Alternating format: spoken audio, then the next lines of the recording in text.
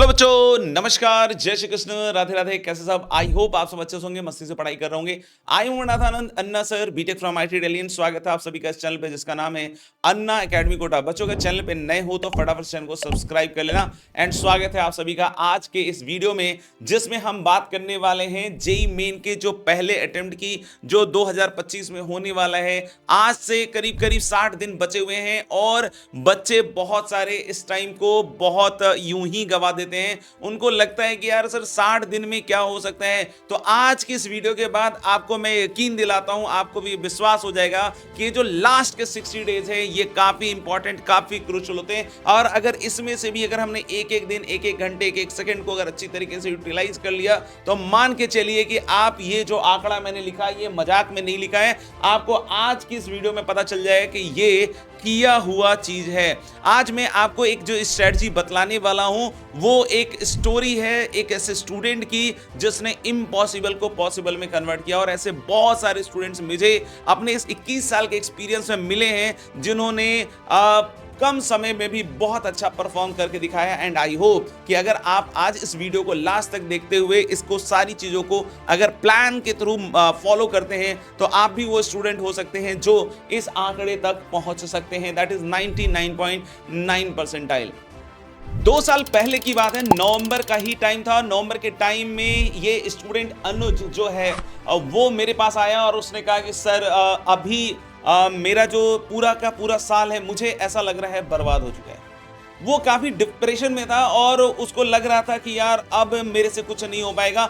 हालांकि जब मैंने पता किया, उससे बात करने की कोशिश की, समझने की कोशिश की कि what is going on in his preparation in his life, तो उसने बताया कि सर फिजिक्स कुछ चैप्टर्स मेरे बैकलॉग में है, कुछ प्रैक्टिस मैंने अच्छी तरीके से नहीं कराए, केमिस्ट्री में इसको काफी डर लग रहा था और बहुत सारी चीजें ये फ्रीक्वेंटली भूल रहा था। उसको लग रहा था कि यार मुझे केमिस्ट्री में कुछ भी याद नहीं हो रहा था। हालांकि मैथ्स में देखा जाए तो ये थोड़ा स्ट्रांग था और उसकी प्रैक्टिस जो है कुछ टॉपिक्स में अच्छी नहीं थी। तो फिर हमने इस बात को समझते हुए कि इसके क्या स्ट्रांग पॉइंट्स हैं, क्या वीक पॉइंट्स हैं, उसके हिसाब से स्ट्रेटजी डिजाइन करी। और उस स्ट्रेटजी को इस बच्चे ने, कसम से बता रहा हूं, इसे इतनी अच्छी तरीके से फॉलो किया कि अल्टीमेटली वो परसेंटाइल उसने हासिल करी जो किसी ने सोची भी नहीं थी कि लास्ट के 2 महीने में कर सकते हैं। यानी कि अगर आज आप इस प्रिपरेशन की जर्नी में अगर आप 0 पे भी फील कर रहे हो तो यकीन मानिए कि आज जो पॉइंट्स बतलाने वाला हूं उसको आप पूरी तरीके से फॉलो कीजिए एंड यू विल सी कि ये पूरा कंप्लीट चेंज होने वाला है, 360 डिग्री का चेंज होने वाला है। आप पूरी तरीके से इसमें अच्छा करके लेकर आइएगा। तो आज हम वही प्लान डिस्कस करने वाले हैं करीब करीब जो अपन ने अनुज को समझाया था और वही रोड मैप आपके साथ हम शेयर करने वाले हैं आज इस वीडियो में। तो अगर आपका भी कॉन्फिडेंस कुछ कम है, कुछ टॉपिक्स में कुछ कॉन्फिडेंस कम है, या आपका नवंबर इतना अच्छा नहीं गया है और आपको थोड़ा डर भी लग रहा है कि ये सब कैसे होगा, तो चलिए इस वीडियो को फटाफट से शुरू करते हैं। आज हम डिस्कस करने वाले बच्चों 5 पॉइंट स्ट्रेटजी फॉर 99.9 परसेंटाइल इन मेरे ख्याल से ऑलमोस्ट 60 डेज बाकी है। इसको अपन अच्छी तरीके से कर सकते हैं ना। आते हैं पहले पॉइंट पे। पहला पॉइंट आप हमेशा ध्यान रखिएगा कि अगर हम जेईई मेन जैसे एग्जामिनेशन के साथ डील कर रहे हैं बच्चों, तो syllabus completion and prioritisation is very much important, है ना। Syllabus completion is a part of this particular game. आपको सिलेबस कंप्लीशन पे फोकस करना पड़ेगा और स्मार्ट वर्किंग के हिसाब से आपको प्रायोरिटाइज भी करनी पड़ेंगी चीजों को, सो दैट कि आप नंबर्स जो हैं बहुत अच्छा लेकर आ पाए। आपको इस बचे हुए समय में कोशिश करनी है कि अगर आपका कुछ चीज बचा हुआ है, कुछ पोर्शन बचा हुआ है, तो पहले तो उसको इमीडिएटली फिनिश करना है। साथ ही साथ ये पूरा जो समय होने वाला है अगले 2 महीने, ये करीब करीब आपका रिवीजन और मॉक टेस्ट में जाने वाला है। अगर हम इस बड़े एम को सोच रहे हैं कि 99.9 परसेंटाइल तक पहुंचे बच्चों, तो आप मान के चलिए कि आपका 90 to 95% सिलेबस अच्छी तरीके से ओवर होना चाहिए और इनमें आपके जो कमांड है, मतलब हर एक टॉपिक पे, हर एक चैप्टर पे, वो बहुत ही अच्छे लेवल का होना चाहिए। अभी यहां बहुत सारे बच्चे सोचते हैं कि यार सर मेरा तो बहुत सारा चीज वीक पड़ा हुआ है, मैं किस तरीके से इस पूरे गेम में वापस आ सकता हूं। तो मैं आपको बतलाना चाहूंगा कि ये जो लास्ट के 2 महीने, इसमें सबसे पहले आप एक काम कीजिए कि जो हाई वेटेज टॉपिक है उसके अंदर बच्चों आप डेप्थ लाने की थोड़ी कोशिश कीजिए और साथ ही साथ जो बचे हुए टॉपिक्स हैं उसको भी अच्छी तरीके से कवर अप कीजिए। कोशिश करना है हमें कि हम दिसंबर के मिड से हम फेज टेस्ट चालू कर दें और रिवीजन्स बिल्कुल बिल्कुल बिल्कुल अच्छी तरीके से इन टॉपिक्स के चालू कर दें। अगले 2 महीने अगर आपको बहुत अच्छी तरीके से निकालना है बच्चों, तो सबसे ज्यादा जरूरी ये वेपन है आपका structured daily routine. This is very very important. सबसे बड़ी गलती जो मुझे लगता है कि बच्चे करते हैं कि वो कोई भी सब्जेक्ट कभी भी उठाकर पढ़ने लग जाते हैं, और इसकी वजह से क्या होता है कि पूरा जो दिन है उसमें आप कुछ भी फ्रूटफुल कंप्लीट नहीं कर पाते हैं। तो बच्चों, मैं आपको एकदम ईमानदारी से बतलाऊंगा कि ये जो बचे हुए 2 महीने इसमें कुछ भी रैंडम काम मत कीजिए, रैंडमली कोई भी चीज को मत उठा के पढ़ने लग जाइए। हमारा कोशिश ये होना चाहिए कि पूरा दिन जो है वो एक स्ट्रक्चर्ड तरीके से बीते, क्योंकि यही कहीं ना कहीं हमें अपनी मंजिल की तरफ लेकर जाने वाला है। और अगर आप चाहते हैं कि आप ये स्ट्रक्चर चीज को बहुत अच्छे से फॉलो करें, तो मेक श्योर कि रात में आप पूरी तरीके से प्लान कीजिए और मेरे टेलीग्राम चैनल से एसोसिएटेड जो मेरा ग्रुप है उसमें अपने पूरे प्लान को शेयर कीजिए हर दिन, और उससे मोटिवेशन ले सकते हैं कि yes you are completing it daily. तो कहीं ना कहीं आपके दिमाग में ये बात, ये सिग्नल जाएगी कि यस आप इस रेस में वापस धीरे धीरे आने लग गए हैं। अब बहुत सारे बच्चों के दिमाग में आता है सर रूटीन कैसे बनाएं, क्या करना चाहिए ऐसा। तो ध्यान रखना बच्चों, मैं पहले भी कहता हूं और अब फिर से कह रहा हूं कि रूटीन पढ़ने के लिए नहीं होता है। रूटीन प्रायोरिटाइजेशन जो मैंने पहला पॉइंट बोला था उसमें आपकी बहुत बड़ी मदद करता है। हमें कोशिश करनी चाहिए कि स्टार्टिंग के जो 3 आवर्स हैं, मॉर्निंग के जो 3 आवर्स हैं, उसमें हम ऐसे टॉपिक्स को करें जो हमारे थोड़े से वीक हैं। क्योंकि क्या होता है बच्चों कि अगर आप पूरे दिन पढ़ते रहते हैं, आप अपने स्ट्रॉन्ग टॉपिक्स के साथ स्टार्ट करते हैं, धीरे धीरे आपकी एनर्जी थोड़ी घटती जाती है और लास्ट तक वरीज और चिंता इतनी हो जाती है कि अगर कोई वीक टॉपिक बचा रहता है तो वो बेचारा वैसे ही रह जाता है, कोने में दबा कुचला। तो एक कहावत भी है, eat the frog first. Eat the frog first का मतलब मेढक खाने की जरूरत नहीं है। पॉइंट है कि आप सबसे पहले वो काम कीजिए जो आपके लिए सबसे कठिन है। तो स्टार्टिंग के 3 घंटे में पूरी तरीके से ब्रेनस्टॉर्मिंग कीजिए और अपने वीक टॉपिक्स को अच्छा करने की कोशिश कीजिए। फिर दोपहर के 3 घंटे में आप ऐसा ट्राई कर सकते हैं कि जो आपका जो स्ट्रॉन्गेस्ट टॉपिक है ना, उसको और अच्छी तरीके से उसको प्रॉब्लम प्रैक्टिस या उसकी डेरिवेशंस या जो कुछ भी आपको समझ में आ रहा है कि उसको और स्ट्रॉन्ग बनाने के लिए कर सकते हैं, वो जरूर कीजिए। कि कहीं ना कहीं एग्जामिनेशन स्ट्रॉन्ग को और स्ट्रॉन्ग बनाने वाला एग्जामिनेशन भी है। इवनिंग में 3 घंटे आप अपने मॉडरेट चीजों को उठा सकते हैं जिसमें आप प्रॉब्लम प्रैक्टिस ज्यादा से ज्यादा कीजिए। लास्ट के जो 2 घंटे हैं आप उसमें कोशिश कीजिए कि फॉर्मूलेज वगैरह जो आपने पूरे दिन में बनाए हैं, या आपका फॉर्मूला बुक अगर बना हुआ है, फॉर्मूला शीट बनी हुई है, तो उसको कहीं ना कहीं रिवाइज करते रहिए। उन चैप्टर्स के भी फॉर्मूले को रिवाइज कीजिए जो आपको लग रहा है कि यार इसकी तो प्रैक्टिस में आगे चल के करने वालों की, क्योंकि कहीं ना कहीं उसके भी फॉर्मूले, उससे रिलेटेड जो कॉन्सेप्ट है वो बहुत अच्छा हो जाता है। तो ये टोटल 11 घंटे, बट कोशिश करनी चाहिए आपको कि 1-2 घंटे अपने हिसाब से भी चीजों को निकालें, है ना। कभी ऐसा हो सकता है कि जिस दिन आप मॉक टेस्ट दे रहे होंगे उस दिन हो सकता हो कि आप 3 घंटे पूरे मॉक टेस्ट और उसके एनालिसिस में लगा रहे हो, तो इसमें से कुछ घंटे जो हैं आपके कम भी हो सकते हैं। Coming to point number 3, question practice and mock test. Question practice and mock test, आपको पता है कि दिस इज द लाइफलाइन। हमें इस एग्जामिनेशन में अगर सक्सेसफुल होना है तो बेटा न्यूमेरिकल्स और जो प्रॉब्लम प्रैक्टिस है वही सबसे ज्यादा इंपॉर्टेंट है, क्योंकि ये एग्जामिनेशन थ्योरेटिकल एग्जामिनेशन नहीं, ये कहीं ना कहीं प्रॉब्लम सॉल्विंग का एग्जामिनेशन है। बहुत सारे बच्चे अभी भी ऐसे हैं जिन्होंने सिलेबस कंप्लीट करने के चक्कर में, बहुत सारे बच्चों से बात होती है तो ऐसा लगता है कि सुन के कि सर मेरा बैकलॉग पड़ा है तो इसलिए मैं टेस्ट नहीं दे रहा हूं। अरे बेवकूफो, बैकलॉग के चक्कर में आप टेस्ट, मॉक टेस्ट छोड़ रहे हो, ये सबसे बड़ी जीवन की गलती कर रहे हो। आपका बैकलॉग कंप्लीट हो या नहीं हो उससे कोई लेना देना नहीं है। आपको कोशिश करना है मॉक टेस्ट अभी से स्टार्ट कर दीजिए, मॉक टेस्ट अभी से स्टार्ट कर दीजिए, क्योंकि अगर आप मॉक टेस्ट अभी भी नहीं दे रहे हैं तो कहीं ना कहीं इसके लिए भुगतना पड़ेगा, क्योंकि जिस दिन आप मॉक टेस्ट देना चालू करेंगे तुरंत से आपके नंबर्स नहीं बढ़ने वाले। मैंने ऐसे बहुत सारे बच्चे देखे हैं जिन्होंने मॉक टेस्ट को लाइटली लिया है, लास्ट के महीनों में नहीं किया है अच्छी तरीके से, और उनके रिजल्ट्स ड्रॉप हुए हैं। लेकिन मैंने उल्टा यह भी देखा है कि बहुत सारे बच्चों ने, जिन्होंने लास्ट ईयर भी, मुझे अभी याद है, बहुत अच्छी तरीके से याद है कि एक बच्चे का सिलेक्शन होने के बाद उसका फोन आया, उससे मैंने पूछा कि तुमने ऐसा क्या किया जिससे तुम्हारा कॉन्फिडेंस बढ़ा और तुम्हें लगा कि यार मैं इतना बढ़िया कर गया।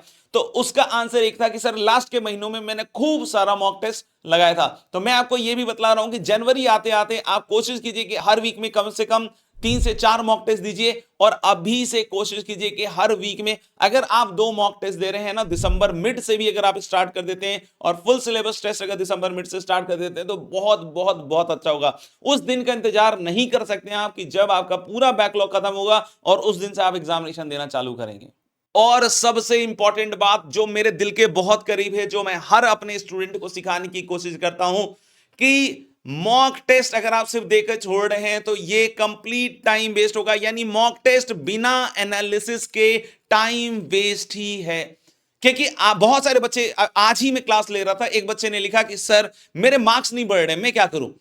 तो उससे मैंने पूछा कि क्या भाई तू मॉक टेस्ट को एनालाइज कर रहा है? बोल रहा है मॉक टेस्ट में एनालाइज करने जैसा क्या है सर, मैंने टेस्ट दिया, मुझे पता चल गया नंबर, मुझे पता चल गया कि ये नंबर कम आ रहे हैं, अब मैं इसका क्या कर सकता हूं। तो भाई मैं तुम्हें एक ही बात समझा रहा हूं कि जब तक आप उसकी एनालिसिस नहीं कीजिएगा आपको रास्ता ही नहीं पता चलेगा, आपको पता ही नहीं चलेगा कि गलतियां कहां हो रही हैं और किस तरीके से हो रही हैं, उसको कैसे सुधारा जाए वो आपके दिमाग में ही नहीं आएगा। तो इसलिए बच्चों इस चीज का ध्यान रखिए कि मॉक टेस्ट देने के बाद उसकी एनालिसिस करना बहुत जरूरी है। मॉक टेस्ट की एनालिसिस के बाद एरर बुक जरूर बनाएं, एरर बुक जरूर बनाएं, एरर बुक जरूर बनाएं और उसमें यह बात जरूर लिखें कि कौन से कॉन्सेप्ट गलत हो रहे हैं, क्या क्वेश्चन रीडिंग की हैबिट आपकी खराब है, कैलकुलेशन में गलती हो रही है, फोकस आप वहां पे नहीं कर रहे हैं, क्या चीज ऐसी है जो आपको पीछे धकेल रही है, उसी को ठीक करना पड़ेगा सो दैट कि आप इस एग्जामिनेशन में आगे बढ़ पाए। Coming to the fourth point, that is subject wise last phase strategy.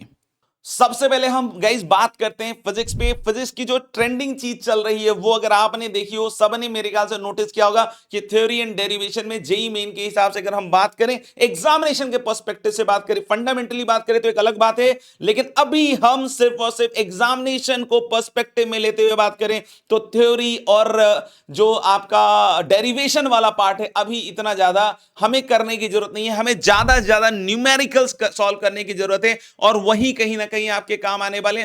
फॉर्मूले को अच्छी तरीके से याद करना पड़ेगा, एक एक फॉर्मूले को घोंट जाना पड़ेगा, तब जाके बात बनने वाली है। हर दिन कोशिश करें कि हम जेईई मेन के फिजिक्स का कुछ ना कुछ प्रीवियस ईयर क्वेश्चन कम से कम 1 घंटे उठा के उसको सॉल्व करें सो दैट कि हमारा जेईई मेन से रिलेटेड जो पिक्चर है फिजिक्स के बारे में बहुत अच्छी तरीके से क्लियर हो और हमारा एक सबसे बड़ा स्ट्रॉन्ग जोन बन जाए। कमिंग टू केमिस्ट्री, केमिस्ट्री को हम 3 पार्ट में ऑफ कोर्स बांटते हैं। पहला अगर हम फिजिकल की बात करते हैं, इंपॉर्टेंट फॉर्मूले और उससे रिलेटेड क्वेश्चंस और प्रीवियस ईयर क्वेश्चंस करना is very very much important. अगर हम ऑर्गेनिक केमिस्ट्री की बात करते हैं बच्चों, आपको ही पता है कि जनरल ऑर्गेनिक जीओसी की बात करें या नेम रिएक्शन की बात करें, इसको याद करना बहुत ज्यादा जरूरी है। एनसीईआरटी पढ़ना, एनसीईआरटी में फोकस करना बहुत जरूरी है, क्योंकि जितने बच्चों से मैंने बात की है last year, last to last year, उससे पहले की बात कर लें, उन सारे बच्चों ने एक बात कही है कि सर केमिस्ट्री के लिए एनसीईआरटी ही रामबाण उपाय है। अगर जेईई मेन की बात की जाए, इनऑर्गेनिक आपके लिए स्कोरिंग होगा और सबसे ज्यादा इंपॉर्टेंट ये होगा कि अगर आपको उसके क्वेश्चंस आते हैं तो जल्दी से जल्दी हो जाएंगे, लेकिन अगर उसकी चीजें नहीं आती हैं या आपने उस लेवल पे नहीं पढ़ा हुआ चीज वो मिसिंग है तो ऑफ कोर्स वो आप कितनी भी जल्दी ट्राई कर लो गलत ही होने वाला है। तो इनऑर्गेनिक के लिए सबसे ज्यादा इंपॉर्टेंट है कि यार प्रीवियस ईयर क्वेश्चंस को कर लो, क्योंकि बहुत बार ऐसा देखा गया कि अगर हम किसी टीचर के नोट से कर रहे हैं तो कहीं ना कहीं ऐसा होता है कि बहुत ज्यादा उसमें होता है और उसकी वजह से हम कहीं ना कहीं भटक जाते हैं। तो उसको आप प्रीवियस ईयर क्वेश्चन से वैलिडेट कर सकते हो और एनसीईआरटी पकड़ के बहुत अच्छे से काम करना है आपको। मैथ्स में अगर मैं बात करूं तो हाई यील्डिंग टॉपिक्स को पकड़ लीजिए भैया, कैलकुलस को पकड़ लीजिए, वेक्टर 3D को पकड़ लीजिए, अलजेब्रा के कुछ पार्ट्स हैं, मैट्रिसेस हैं, सीक्वेंस प्रोग्रेशन है, बाइनोमियल थ्योरम है, इस तरह के पार्ट्स को बहुत अच्छी तरीके से पकड़ लीजिए और इनके क्वेश्चंस करिए, लगातार करिए। अपन को ये कोशिश करना है कि हर दिन अगर मैं 30 से 40 क्वेश्चन भी अगर मैथ्स में कर रहा हूं, आज से अगर मैंने ठान लिया अगले 60 दिन तक तो मैं मान के चल रहा हूं कि 2500 प्रॉब्लम कहीं नहीं गए। और अगर आपने ये 2500 प्रॉब्लम बेटा लगा दी एक बार को तो आपका कॉन्फिडेंस दुनिया की कोई ताकत तोड़ नहीं सकती है। फिर आप ये कभी नहीं कहेंगे एग्जामिनेशन हॉल में जाने से पहले कि सर डर लग रहा है, बिल्कुल कभी इस तरह की चीज आपके दिमाग में भी नहीं आएगी। मैथ्स में दूसरी बात याद रखने की बात है कि प्रीवियस ईयर क्वेश्चन से फोकस करें और साथ ही साथ जो टीचर ने आपको क्लास में इलस्ट्रेशंस कराए, अगर आपने मुझसे पढ़ा है तो क्लास इलस्ट्रेशन को बहुत तमीज से करने की जरूरत है, क्योंकि मैंने अक्सर देखा है कि बहुत सारे सवाल मेरे क्लास इलस्ट्रेशन से डायरेक्टली उसी पे बेस, उसी पे फ्रेम चेंज कुछ डेटा चेंज करके उसी तरह के सवाल आ जाते हैं बच्चों। तो इसलिए बहुत बहुत बहुत केयरफुली इस पार्ट को कीजिएगा। Coming to the fifth point, revision and formula memorisation. बहुत बार देखा गया है कि अंडर प्रेशर बच्चे फॉर्मूले भूल जाते हैं। अंडर प्रेशर बच्चों को फॉर्मूले में कुछ ना कुछ चीज ऐसी होती है जो मिस कर जाते हैं बच्चे। तो मैं आपको बताऊंगा कि पढ़ाई करने के साथ साथ फॉर्मूला बुकलेट भी आप अपनी बना के चलिए, क्योंकि फॉर्मूला बुकलेट अगर आपने अपनी बना ली तो मान के चलिए कि अगर उसको बार बार आप लिख के भी अगर याद करने की कोशिश कर रहे हैं तो बहुत बहुत शानदार होने वाला है। दिसंबर 15 के बाद एक एक बच्चा नोट कर ले, चिपका ले ये बात को, और इसमें जितने भी पॉइंट्स आपको लग रहे हैं कि जो भी मैंने बतलाए हैं उनको लिख लीजिए, अपने स्टडी स्पेस पे चिपका दीजिए कि हमें दिसंबर 15 के बाद हर चीज को रिवीजन मोड में लेकर आ जाना चाहिए। फॉर्मूला रिवाइज करने का समय क्या सही हो सकता है? तो देखो, मुझे ऐसा लगता है कि या तो अर्ली आवर्स में आप फॉर्मूला रिवीजन कीजिए या रात में सोने से 1 घंटे पहले फॉर्मूले को रिवाइज कीजिए, सो दैट कि आपका जो रिटेंशन पावर है वो मैक्सिमम हो सके। यहां पे एक ध्यान देने वाली बात है कि जो लास्ट 10 डेज होंगे इन 60 डेज में, उनमें आपको सिर्फ और सिर्फ क्या करना है, प्रीवियस ईयर पेपर्स या मॉक टेस्ट करने हैं। प्रीवियस ईयर पेपर और मॉक टेस्ट, उसकी एनालिसिस, गलतियों से सीखना ज्यादा से ज्यादा करना है। जितना ज्यादा आप करिएगा बेटा, उतना ज्यादा आप मान के चलिए कि आप बहुत बढ़िया स्कोर करके लाइएगा। तो बच्चों, आज जो मैंने आपको बताया है वो लास्ट के 2 महीने के लिए एकदम ट्राइड एंड टेस्टेड स्ट्रेटजी है, जिससे एक स्टूडेंट और ऐसे बहुत सारे स्टूडेंट ने बहुत बहुत अच्छे अच्छे परसेंटाइल्स लेकर आए हैं। एंड मैं चाहूंगा पूरे दिल से कि आप में से भी हर बच्चा जो इस वीडियो को देख रहा है वो इतने परसेंटाइल तक पहुंचे, सो दैट कि वो अपने पेरेंट्स को भी प्राउड कर सके और खुद को भी प्राउड कर सके। आज की वीडियो में जो जो बातें कही गई हैं उसको अच्छी तरीके से एग्जीक्यूट जो बच्चा कर लेगा, मेरा मानना है कि वो इस पर्टिकुलर मुकाम तक आराम से पहुंच सकता है। इसमें मैंने कोई भी ऐसी फैंसी बात नहीं करी है, सिर्फ और सिर्फ हार्ड वर्क के रिलेटेड बात करी है, कंसिस्टेंसी की बात की है, रेगुलर टेस्टिंग की बात की है, उसके एनालिसिस की बात की है, और यही चीजें कहीं ना कहीं आपको टॉपर बनाती है। अगर आपको ये वीडियो पसंद आया है बच्चों, तो अपने फ्रेंड्स के साथ जरूर उसको शेयर कीजिएगा। मिलते हैं फिर अगले वीडियो में, तब तक के लिए सब लोग अपना ध्यान रखें। जय हिंद, जय भारत।